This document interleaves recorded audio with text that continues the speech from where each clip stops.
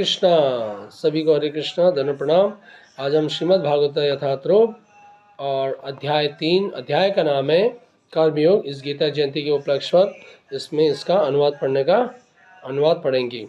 अर्जुन ने कहा, हे जनार्दन, हे केशव, यदि आप बुद्धि को सकाम कर्म से श्रेष्ठ समझते हैं तो फिर आप मुझे इस घोर युद्ध में क्यों लगाना चाहते हैं।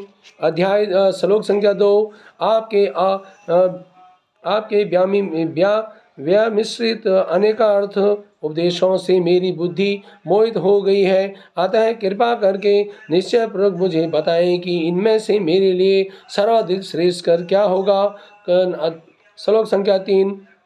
श्री भगवान ने कहा, हे निष्पाप अर्जुन, मैं पहले ही बता चुका हूँ कि आत्म साक्षात्कार पर प्रयत्न करने वाले दो प्रकार के पुरुष होते हैं। कुछ इस ज्ञान योग द्वारा समझने का प्रयत्न करते हैं और कुछ भक्तिमय सेवा के द्वारा।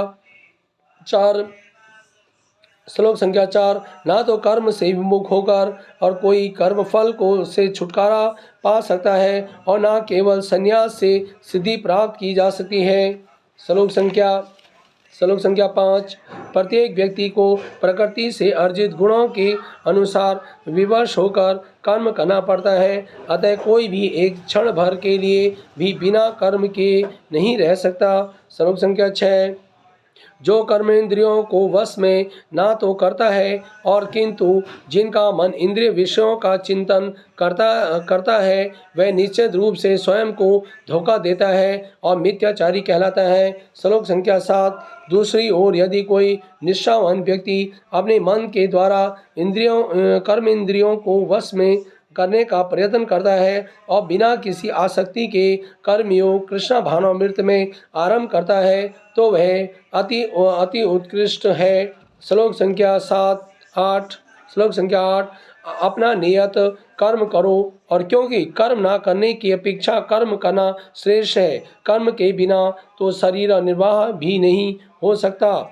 श्लोक संख्या 9। श्री विष्णु के लिए यज्ञ रूप में कर्म करना चाहिए, अन्यथा कर्म के द्वारा इस भौतिक जगत में बंधन उत्पन्न होता है। अतः हे कुंती पुत्र, उनकी प्रसन्नता के लिए अपने नियत कर्म करो और इस तरह तुम बंधन से सदा मुक्त रहोगे। श्लोक संख्या 10।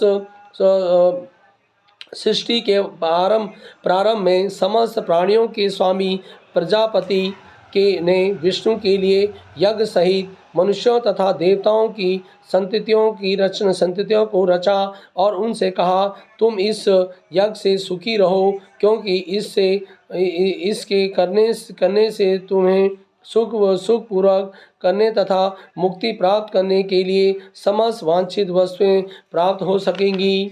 श्लोक संख्या 11। यज्ञों के द्वारा प्रसन्न होकर देवता तुम्हें भी प्रसन्न करेंगे और इस तरह मनुष्य तथा देवताओं के मध्य सहयोग से सबों को संपन्नता प्राप्त होगी। श्लोक संख्या 12। जीवन की विभिन्न आवश्यकताओं की पूर्ति करने वाले विभिन्न देवताओं देवता यज्ञ संपन्न होने पर प्रसन्न होकर तुम्हारी सारी आवश्यकताओं की पूर्ति करेंगे, किंतु जो इन उपहारों को देवताओं को अर्पित किए बिना भोगता है वह निश्चित रूप से चोर है। श्लोक संख्या 13। भगवान के भक्त सभी प्रकार के पापों से मुक्त हो जाते हैं, क्योंकि वे यज्ञ में अर्पित किए भोजन प्रसाद को ही खाते हैं। अन्य लोग जो अपने इंद्रिय सुख के लिए भोजन बनाते हैं वे निश्चित रूप से पाप खाते हैं। श्लोक संख्या 14। वे सारे प्राणी अन्न पर आश्रित है और जो वर्षा से उत्पन्न होता है और वर्षा यज्ञ संपन्न करने से होती है और यज्ञ नियत कर्मों से उत्पन्न होता है। श्लोक संख्या 15। वेदों में नियमित कर्मों का अन्य विधान है और ये वेद साक्षात श्री भगवान परब्रह्मा से प्रकट हुए हैं। फलतः सर्वव्यापी ब्रह्मा यज्ञ कर्मों में सदा स्थित रहता है। श्लोक संख्या 16। हे प्रिय अर्जुन, जो मानव जीवन में इस प्रकार वेदों द्वारा स्थापित यज्ञ चक्र का पालन नहीं करता वह निश्चय ही पापमय जीवन व्यतीत करता है। ऐसा व्यक्ति केवल इंद्रियों की तुष्टि के लिए व्यर्थ ही जीवित रहता है। श्लोक संख्या 17। किंतु जो व्यक्ति आत्मा में ही आनंद लेता है और जिसका जीवन आत्म साक्षात्कार युक्त है और जो अपने अपने में ही पूर्ण संतुष्ट रहता है और अपने लिए कुछ करणीय कर्तव्य नहीं होता। श्लोक संख्या 18। स्वरूप सिद्ध व्यक्ति के लिए ना तो अपने नियत कर्मों को करने की आवश्यकता रह जाती है, ना ही कर्म ना करने का कोई कारण ही रहता है। उसे किसी अन्य जीव पर निर्भर रहने की आवश्यकता ही नहीं रहती। श्लोक संख्या 19। अतः कर्म फल में आसक्त हुए बिना मनुष्य को अपना कर्तव्य समझकर निरंतर कर्म करते रहना चाहिए, क्योंकि अनासक्त होकर कर्म करने से उसे प्रब्रह्म परम की प्राप्ति होती है। श्लोक संख्या 20। जनक जैसे राजाओं के लिए नियत कर्मों को करने से ही सिद्धि प्राप्त की है। अतः सामान्य जनों को शिक्षित करने की दृष्टि से तुम्हें कर्म करना चाहिए। श्लोक संख्या 21। महापुरुष जो आचरण करता है सामान्य व्यक्ति उसी का अनुसरण करते हैं। वह अपने अनुसरणीय कार्यों से ही जो आदर्श प्रस्तुत करता है संपूर्ण विश्व उसका अनुसरण करता है। श्लोक संख्या 22। हे पृथापुत्र, तीनों लोकों में से मेरे लिए कोई भी कर्म नियत नहीं है। ना मुझे किसी वस्तु का अभाव है, ना आवश्यकता ही है, और तो भी मैं नियत कर्म करने में तत्पर रहता हूँ। श्लोक संख्या 23। क्योंकि यदि मैं नियत कर्मों को सावधानी पूर्वक ना करूं तो हे पार्थ, यह निश्चित है कि सारे मनुष्य मेरे पथ का भी अनुगमन करेंगे। श्लोक संख्या 24। यदि मैं नियत कर्ता ना करूं तो ये सारे लोग नष्ट हो जाएं और तब मैं अवांछित जन समुदाय वर्ण संकर को उत्पन्न करने का कारण हो जाऊंगा और इस तरह संपूर्ण प्राणियों की शांति का विनाशक बनूंगा। श्लोक संख्या 25। जिस प्रकार अज्ञानी जन फल की आसक्ति से कार्य करते हैं, उसी तरह विद्वान जनों को चाहिए कि वे लोगों को उचित पथ पर ले जाने के लिए अनासक्त रहकर कार्य करें। श्लोक संख्या 26। विद्वान व्यक्ति को चाहिए कि वह सकाम कर्मों में आसक्त अज्ञानी पुरुषों को कर्म करने से रोके नहीं, ताकि उनके मन विचलित ना हो और अपितु भक्ति भाव से कर्म करते हुए वह उन्हें सभी प्रकार के कार्यों में लगाएं, जिससे कृष्ण भावनामृत का कर्मिक विकास हो। श्लोक संख्या 27।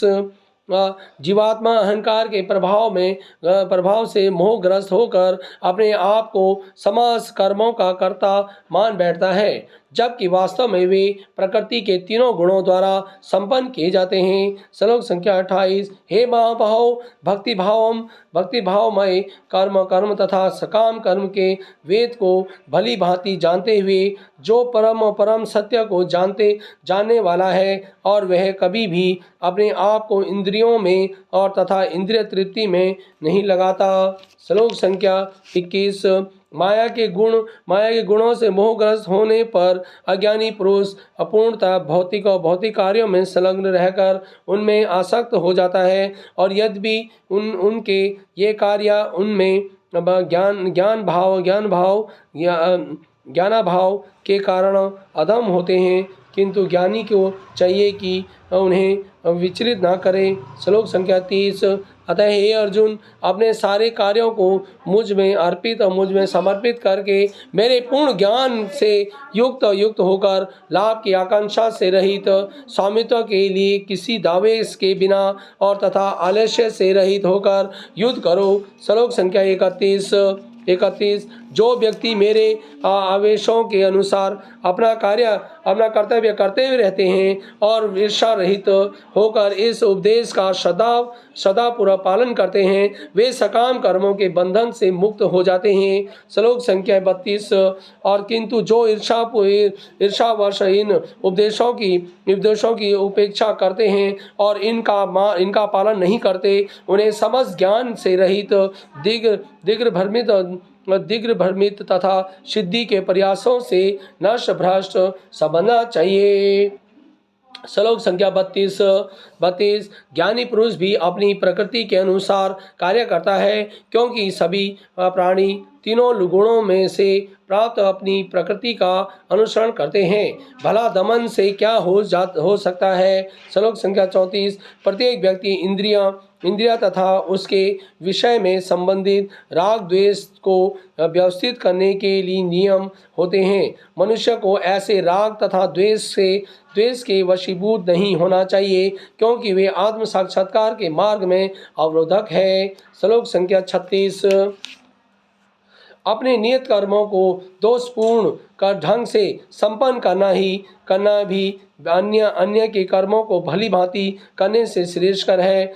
सभी कर्मों को करते हुए मरना प्राय कर्मों में प्रवृत्त होने की अपेक्षा श्रेष्ठ है, क्योंकि अन्य किसी के मार्ग को अनुसरण भयावह होता है। श्लोक संख्या 36। अर्जुन ने कहा, हे वृषणिवंशी, मनुष्य ना चाहते हुए भी पाप कर्मों के लिए प्रेरित क्यों होता है। ऐसा लगता है कि उसे बलपूर्वक उनमें लगाया जा रहा हो। श्लोक संख्या 37। श्री भगवान ने कहा, हे अर्जुन, इसका कारण रजोगुण के संपन्न से उत्पन्न काम है, और जो बाद में क्रोध का रूप धारण करता है, और जो इस संसार का सर्वभक्षी पापी शत्रु है। श्लोक संख्या